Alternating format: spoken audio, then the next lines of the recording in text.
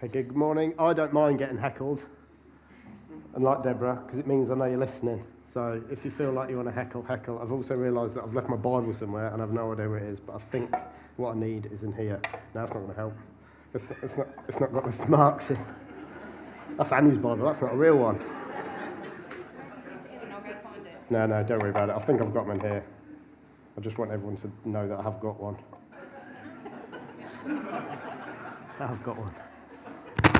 Hang on, I'm going to move this as well, otherwise this is going to... Is it going to cackle all the way through? Yes. Not for... Well, there we go. I'll clip it behind me. Okay, good morning. We are in the middle of a series, if you've been around for the last couple of weeks, a short series, just 4 weeks, where we're looking at the practice of Sabbath. Now, some of us went to Birmingham Vineyard yesterday to go and do a bit of training for the morning, where this guy who had the brain the size of a house crammed into a normal size head just blew. There was about 5 of us. And was there 5 of us? Yeah. And I mean, I don't know about anybody else, but I know me and my dad came and I was like, oh my goodness me, I just feel completely inadequate. I don't know enough. And then everyone else was like, oh, I'm glad I'm not talking tomorrow. And sure enough, I'm here. So thankfully, this isn't a deep theological talk. This is a practical talk. I can handle practical talks. All I can say is I'm glad I'm not preaching on the parables, because I'd have had to have completely rewritten my talk last night. So we're in the middle of this series where we're looking at the practice of Sabbath, and practices are practical. So this is something that we want you to all go and... I'm echoing. Sounds like there's 4 of me in the room. Sorry, get distracted. This is something that we all want us to go away and practice. And as a church, we believe that we're not just here to learn about what Jesus did and learn about his teachings, but actively seek to follow in his footsteps and put his teachings into practice in our own lives. So that's one of the reasons we're exploring Sabbath together. And over the next couple of years, we're going to have different practices that we're going to look at. Prayer is going to be the next one later in the year. Spoiler alert. But we understand that these ancient practices can be a powerful act of resistance, especially in a world that often demands our constant productivity. And Sabbath, as we've already said, as Michelle and Dan would already mentioned, Sabbath is a gift. It brings us rest, renewal, and a closer connection with God. So far, Dan started off and we looked at stop, how the first rhythm of Sabbath is for us to stop our work, stop our busyness, stop our self-importance, stop our focus on self, just stopping the things that we have to do. And we looked at how God deliberately stopped in the story of creation, setting aside one day to rest. And so we're also made, if we're made in God's image, we're also made to rest. And this is a rhythm that God has actually woven into the fabric of the universe. And after we stop, we're called to rest, as Michelle spoke on last week. Rest so we can trust in God. Trust that God is still at work when we're not. Trust that we have done enough. And trust that we are enough. And so this is where we press into the promise as we read in Matthew 11, where it says, are you tired, worn out, burnt out? Come to me, get away with me, and you'll recover your life. I'll show you how to take real rest. Walk with me and work with me. Watch how I do it. Learn the unforced rhythms of grace. I won't lay anything heavy or ill-fitting on you. Keep company with me, and you'll learn to live freely and lightly. Recover your life. Learn to live freely and lightly. I don't know about you, but that sounds pretty good to me. In fact, I've got a setting on my phone. Our Sabbath runs from Friday. We do it from Friday night to Saturday night. And between those hours, the screen on my phone, all the apps disappear off my phone. I've spent ages making it do that. At midnight on Saturday, it does it, because I can't work out how to do it at like 5 o'clock on a Friday. And that passage comes up on the screen. So every time I pick up my phone on Sabbath, which I try not to do, it reminds me, come to me and I will give you rest. So if you've missed any of the last 2 weeks, they are online. I'd encourage you to catch up on those. And then Deborah's going to come. Seems as Deborah spoilt mine by telling everyone that I was going to talk on Delight this morning. I'll ruin hers, and so she's going to talk on worship next week. So, got your back there. Yeah. So if you've missed those, they're online. You can catch up with those, that would be great. So as we stop, the rhythms of Sabbath, as we stop and then we rest, the next one is that we're called to delight. And this starts at the very beginning of time, the practice of Sabbath of stop, rest, delight, and worship. So let's begin again in the Genesis chapter 1 and 2, and it says, "Thus the heavens and the earth were completed in all their vast array. God saw all that he had made, and it was very good. And there was evening and there was morning, the sixth day. By the seventh day, God had finished the work that he had been doing. So on the seventh day, he rested from all his work.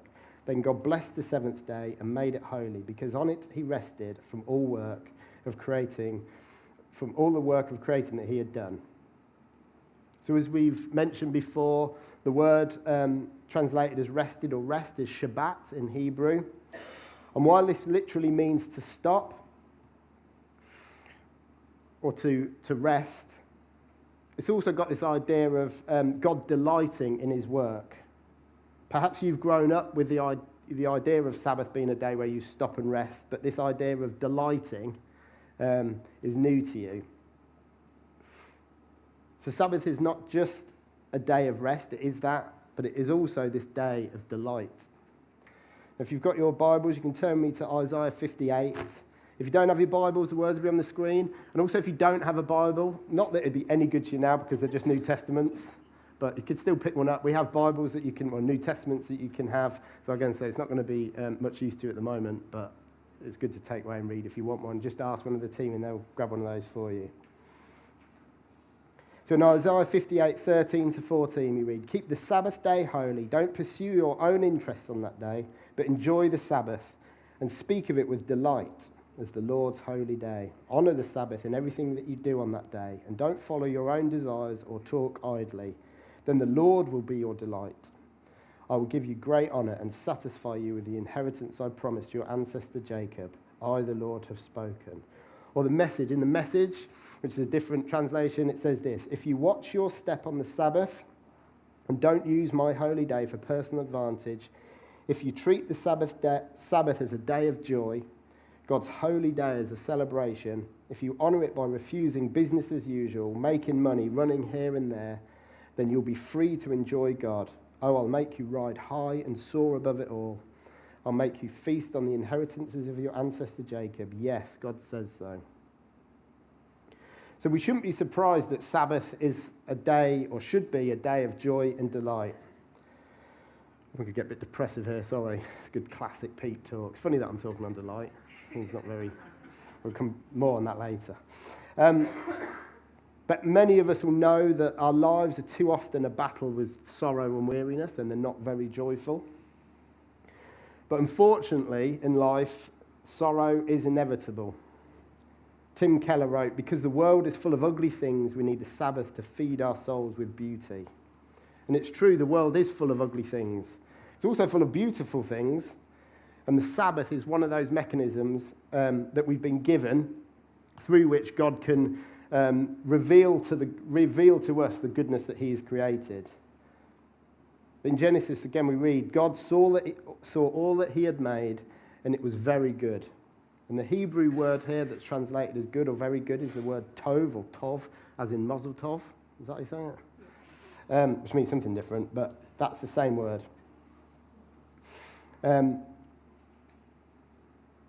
But this Hebrew word is translated as good, but it also has a fuller intent. It implies that something has fulfilled its purpose for which it was created. It's full of goodness, full of beauty. It's exactly as God intended. So God created the earth, and he looked at it and he said, "Tov, it is good. It is how I intended it to be.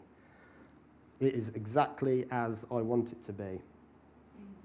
But all too often, this goodness that God has created and this beauty of a life with God can be drowned out by ugliness, and that's obviously a result of the fallout of Eden.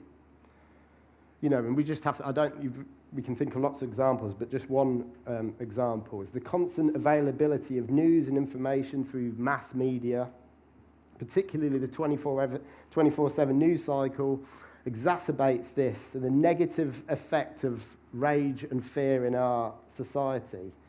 And we know about left-leaning news and right-leaning news. And some people on the left say that the right's too left, and who knows. But the reality is all news tends to focus downwards. Bad news grabs our attention. Bad news sells. The focus is more often than not the negative news and alarming events. It's almost like an addiction, doom scrolling on Twitter or something like that. And the slow news days tend to be the only day when they sort of pick a nice story or a good story. Some lighter news makes the grade when there is no bad news to tell. And then we can add 24/7 social media into the mix. And we all know the scandal and anger and local... Have you part of a Facebook group that is like... for some reason, the other day, or a couple of weeks ago, I joined this Facebook group, which is slightly addictive, and it's full of photos of people parking badly in Northampton. Is anyone else part of that group? I can't share the name because it's got a very rude name. And people take photos of... I'm going to upset some people in the room. Generally BMWs... taking photos of them parked really badly, and the anger that people comment, that's terrible, like, my aim is to be on that page. I would love to see, because they don't hide anything, they show you number plate, name and shame. Part of the name is called name and shame. Annie thinks I'm too much of a goody two-shoes because I don't like breaking the rules, but one day I think I'm going to park badly and hope that someone takes a photo. But the anger that these groups, I don't know why I joined it, but there's hundreds of people in these groups just getting angry at each other. Anyway, I digress. But sometimes in an attempt to not be too moany or grumpy online, we inadvertently, or perhaps intentionally, go the other way and create this persona with our images and stories, just highlighting the positives of life, just the positives, the happy memories, the smiley kids, the days out with everyone looking so serene and lovely. But what does this do? It creates a curated life. The people who look at it will compare their lives to ours, but also we look at other people who do that and compare our lives to theirs. We see all that they have, and we focus on what we don't have, even though we both know that it's not a true reflection of life. And all these things can diminish our joy day to day. So as Teddy Roosevelt famously said, comparison is the thief of joy. Humans have always compared themselves to each other. It's not just a social media thing or a news thing. We've always been attracted to negative news. We've always struggled to find joy in our circumstances. It doesn't matter what your fridge magnet says. We don't naturally live, laugh, love.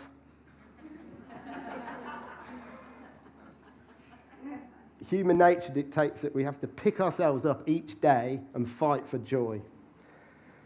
And as Jesus said, just to highlight this point even further before everyone gets really, really depressed, as Jesus highlighted to his disciples in John 16:33, in this world you will have trouble.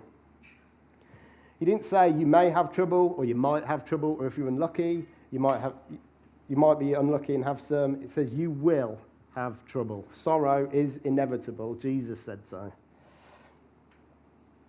And this doesn't matter whether you're a half glass, half full, half whatever person. This isn't based on how rich you are or how intelligent you are or your status. Trouble and sorrow is just part of life. Oh, I've just completely destroyed the room. I'm done. Have a good week. Now we're going to bring you back now. We've got to the bottom of the unhappiness curve. We're going to go back up. But Jesus goes on to say, in this world you will have trouble, but take heart, I have overcome the world. Trouble does not have to have the last word. It's not the end of the story. Jesus has rewritten the story and given us a different ending. He has overcome the world. He said it himself. So what does it mean to live the life that he intended, that Jesus intended? Is this without trouble? Is it going to be easy? No, it's the same life. But he does give us an invitation to joy. It's an invitation to live in a world that he has designed, to live the way that he has created us to live. And that means being intentional, making choices, not plastering a smile on our face and forcing joy, but walking in the way that he has made us. And here is the secret. It's about abiding in him. We read in John 15 this simple but really quite complex instruction. It says, abide in my love. If you keep my commandments, you'll abide in my love, just as I have kept my Father's commandments and abide in his love. I've told you this so that my joy may be with you and that your joy may be complete. Now, just a quick go through about abiding. Now, in a biblical sense, abiding means remaining or staying, so remaining or staying in God's presence. If we accept and remain in God's love, it washes over us. It's not ours to earn or to seek, but when we abide in God and his love, just as Jesus says, it dovetails with keep my commandments. Because as we live in his love, we can't help but live out his commandments. And the commandments are more than just a bunch of rules to keep us on the straight and narrow. They're to carve out a life that brings us fullness and richness and joy, a playbook for life that is countercultural and that challenges the rule of life that the world dictates, and instead highlights God's best life for us, where joy wins over sorrow, where we may have trouble, but remember that he has overcome the world. So abide in my love, keep my Father's commands, so that your joy may be complete. What a promise. Jesus actually wants us to have joy. He wants us to have his delight. So if we look again back in Isaiah where we started, it says, if you call the Sabbath a delight and the Lord's holy day honourable, and if you honour it by not going your own way and not doing as you please or speaking idle words, then you will find the joy of the Lord. So what is joy? The first point is joy is not happiness. Happiness is a feeling when things are going great, when the sun's out, maybe the first day of summer, when it's finally warm, maybe get warm again. We don't have to turn the heating on in here. When you finish your to-do list, you've got a long to-do list, you finished it, that's happiness. Maybe when you finish work for the week. Maybe when you're doing a hobby that you love. Maybe when you're with your best friend or your family. Maybe you're on the beach with the kids. When everything is going perfectly. Happiness is that warm, fuzzy feeling, the moments that we treasure. And we should embrace happiness. And I think sometimes we can, especially when we talk about joy and happiness, we can say joy is better than happiness. I don't think that's necessarily true. I think we need to learn to embrace happiness. It's okay to be happy, but it's not joy. Joy is different. Joy is deeper than happiness. Joy is not a feeling that comes and goes like happiness does. And joy is paired with an action, and that action is to rejoice, which means it takes an intentional behavior. It's an intentional behavior. It's a choice. It's a discipline. It's a character trait, something that we cannot become on our own. It's the kind of person that we become through following Jesus. In Galatians 5, joy is the second fruit of the Spirit after love. So in a classical language, it's a virtue, just like wisdom or courage or fortitude, and it must be developed as such, which is why joy is a discipline. And there are times in life when joy is easy, and it's a natural response to the circumstances in your life. So your wedding day, that's a pretty joyous occasion. Or when you receive really good news. Or maybe when you're a parent and your baby smiles at you for the first time and there's that emotional connection. There are times when joy naturally happens, but there are also times where joy is a sheer act of obedience, a discipline to index our hearts towards all that's good.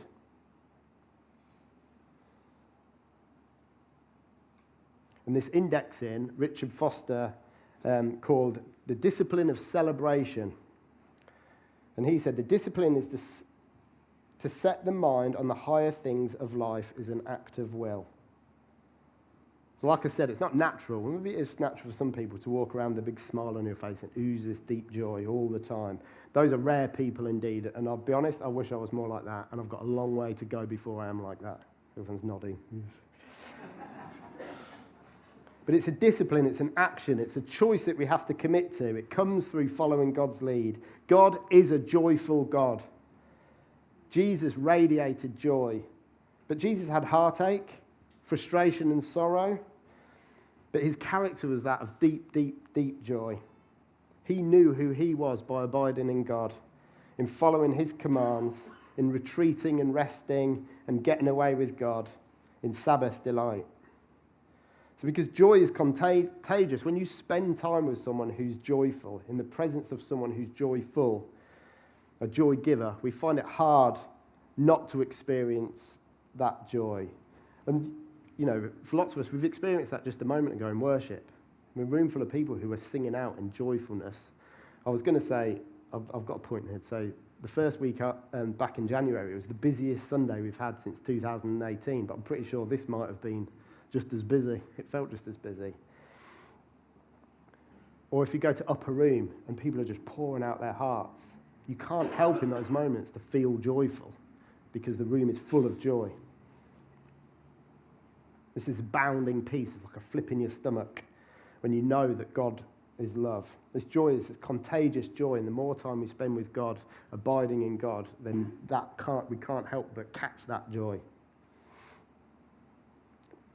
But as much as it can be joyful here on a Sunday morning, for us in our house, it can be a battle to leave the house, to get the kids out. Oh, why do we have to go to church so early?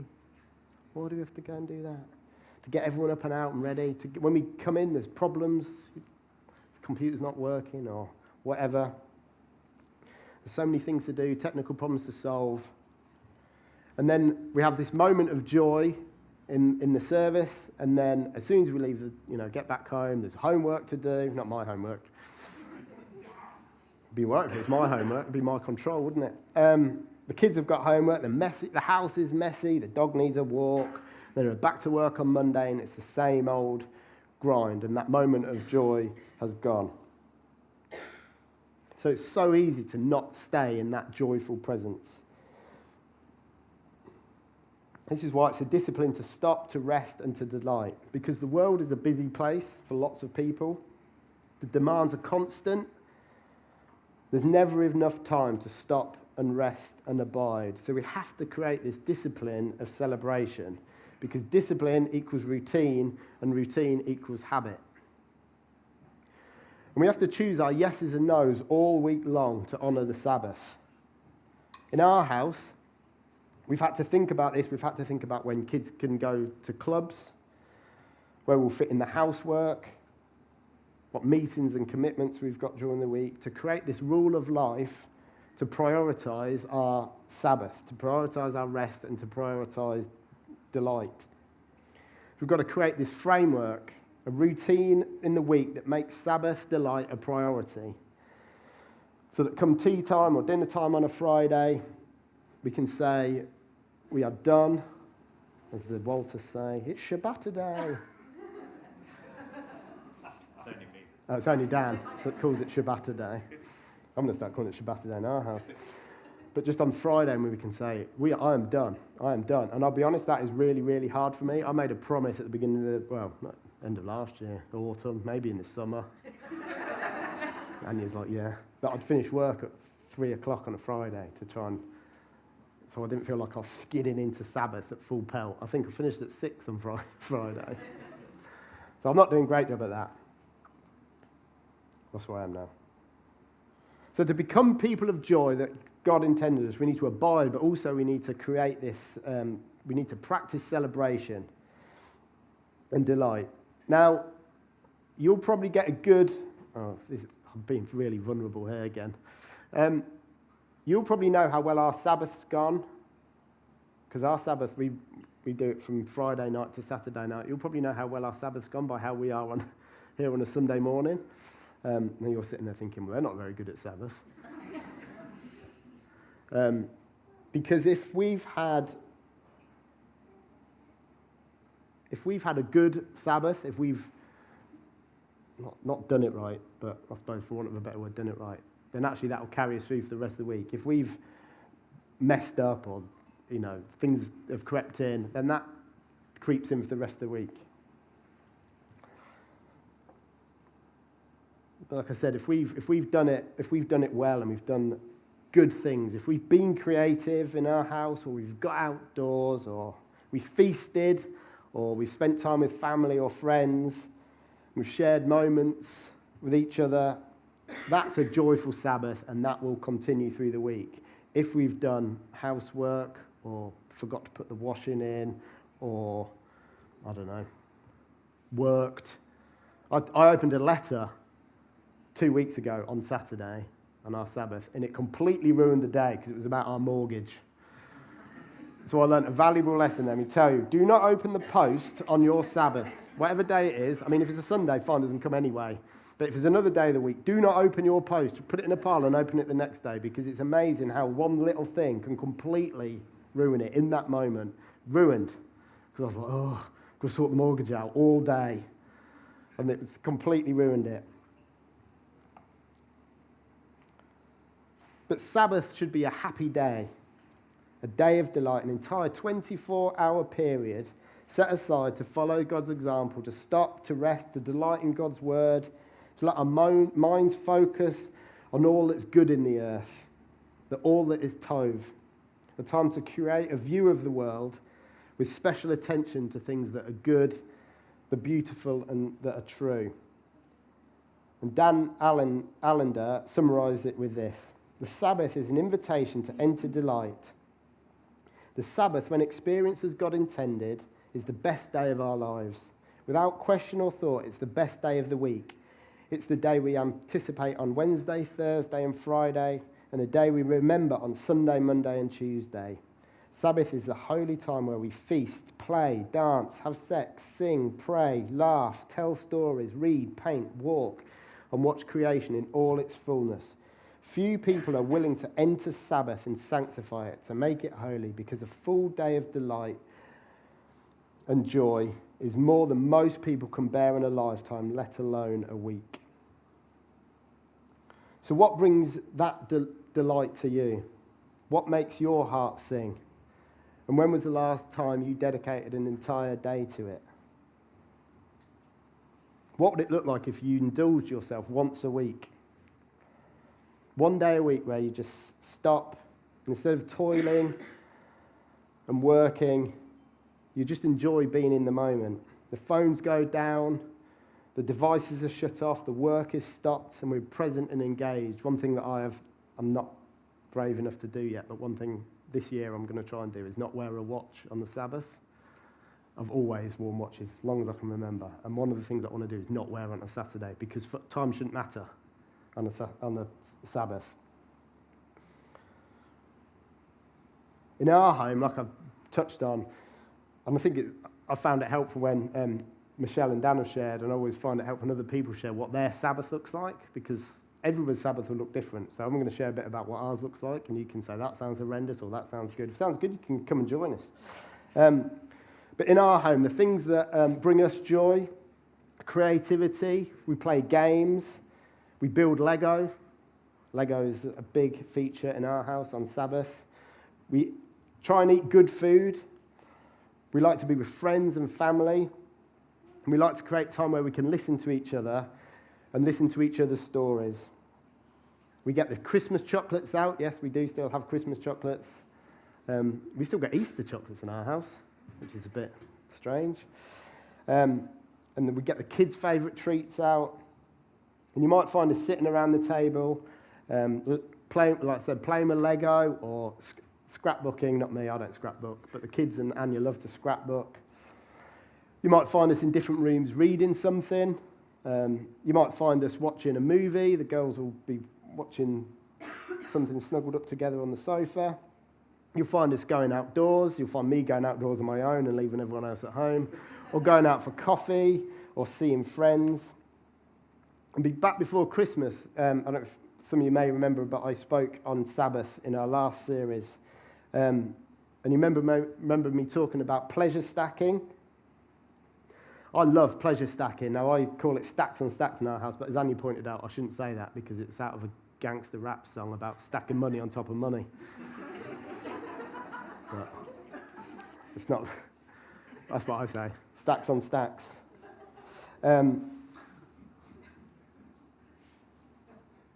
I've lost where I am now. Oh yeah, pleasure stacking, thanks. But yeah, pleasure stacking, I'm all over that. I can get on board with that. And pleasure stacking is familiar. It's not a new concept to the world. People pleasure stack all the time, but often we keep it till Christmas, you know.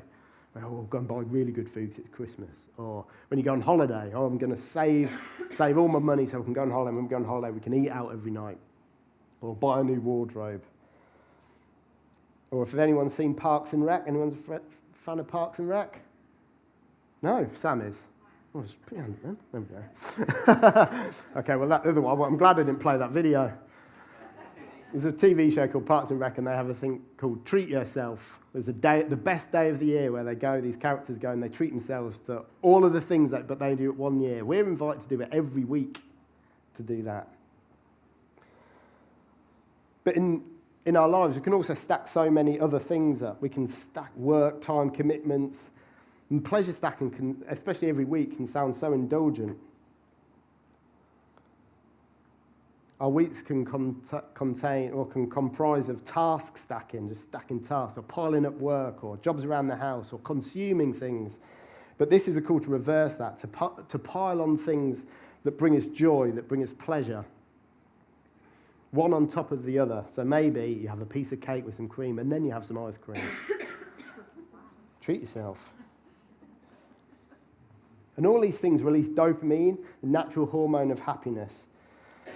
And as we've highlighted, joy, deep joy, is different to being different to happiness. But in those moments of happiness and Sabbath, we should come to recognise that it's a celebration and an enjoyment. That God invites us into this spirit of celebration. As we read earlier on, if you treat the Sabbath as a day of joy, God's holy day as a celebration, if you honour it by refusing business as usual, making money, running here and there, then you'll be free to enjoy God. And I'll make you ride high and soar above it all. So what brings you joy? That's the challenge of the week. Think about what brings you joy. Because what brings me joy and what brings you joy will be completely different things. It's completely different in our house. One of the things that I am getting into is poetry, because it appeals to my attention span, because they're short, as a way of reading. And I wouldn't naturally, I've never been a good reader. I'm always in the slow readers group. But poetry, I'm enjoying that. I think I've shared with a few people. I had a day where I took myself off as an extra Sabbath day, and I went and looked at locks in the V&A because I'm a weirdo. All these things bring me deep, deep joy. But if I took Eleanor, our eldest, she wouldn't find joy in those. She'd find joy in something completely different. So what brings you joy?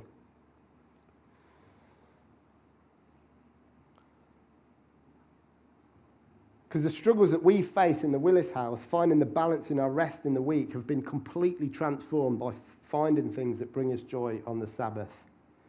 We don't want to squeeze it in to anything less than 24 hours. If the washing goes on, we're grumpy, because we don't want any minute of our Sabbath joy to be stolen.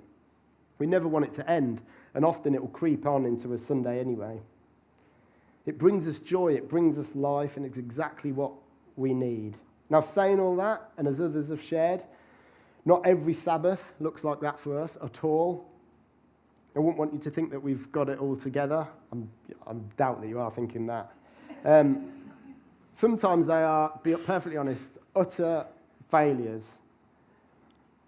But when we do get it right, when we take time to prepare, when it's, as God said at the beginning, when it's tov, when it's as it was intended, it's easily the best day of the week. So Sabbath is a day of joy and celebration, but it's also designed to be shared.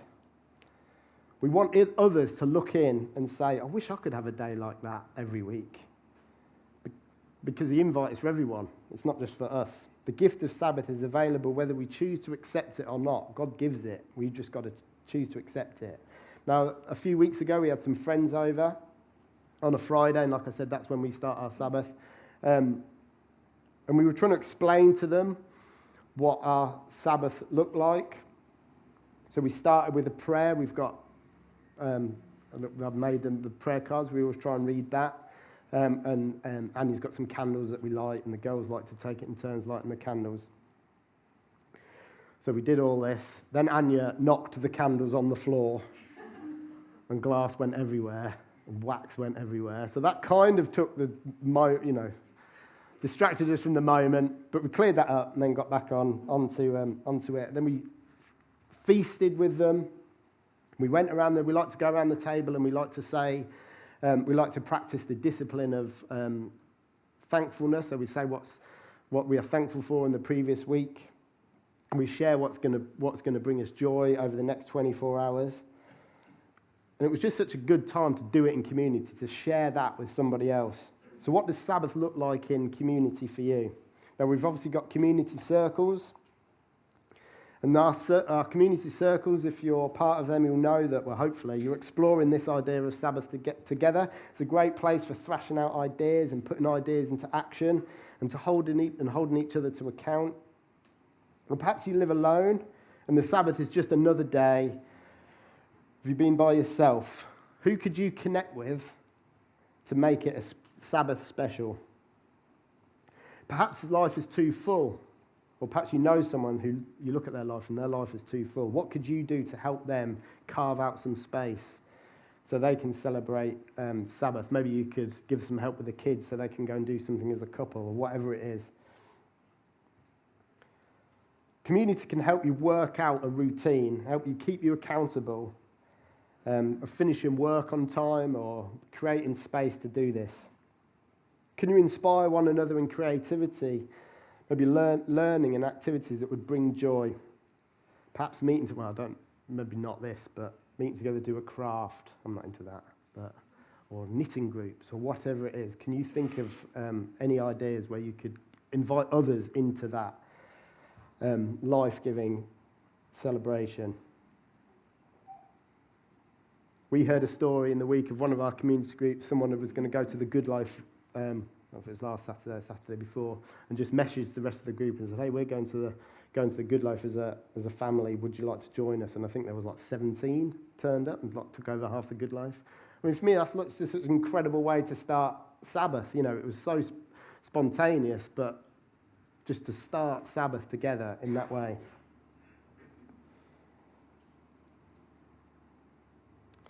So something healing and deep happens when we say yes to joy and delight and no to busyness and distraction. When we refuse to feed our souls with a downward turn of society instead feast on God and the goodness that He has destined for us. Sabbath delight is countercultural and celebration is a discipline. Delight will require us to say no to some things in order to say yes to joy. And part of Sabbath is learning to slow down the pace of our overall life, perhaps to live with moderation during the week in order to turn Sabbath into a celebration. Maybe we need to learn how to fast so we can feast on Sabbath.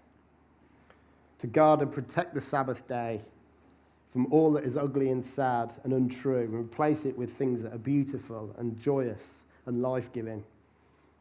Marva Dawn, as a few of us have quoted in her book, Keeping the Sabbath Holy, I recommend getting a copy of that if you can, says, observing the Sabbath gives us the opportunity to be as careful as we can to fill our lives with beauty and to share beauty with the world around us. When we observe a day specially set apart for beauty, all of the rest of life is made more beautiful. So as we close this morning, this will require you to give yourself to joy. Rabbi Reb Zellman recommends that you begin starting your Sabbath by saying, today I'm going to pamper my soul.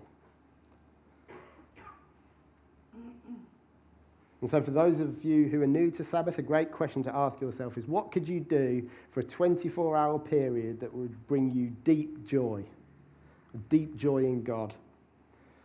Sabbath should not be this dreary religious obligation, but a life-giving day of delight. So to finish, I'll repeat some of the words of Dan Allender. It says, Sabbath is a holy time where we feast, play, dance, have sex, sing, pray, laugh, tell stories, read, paint, walk, and watch creation in all its fullness.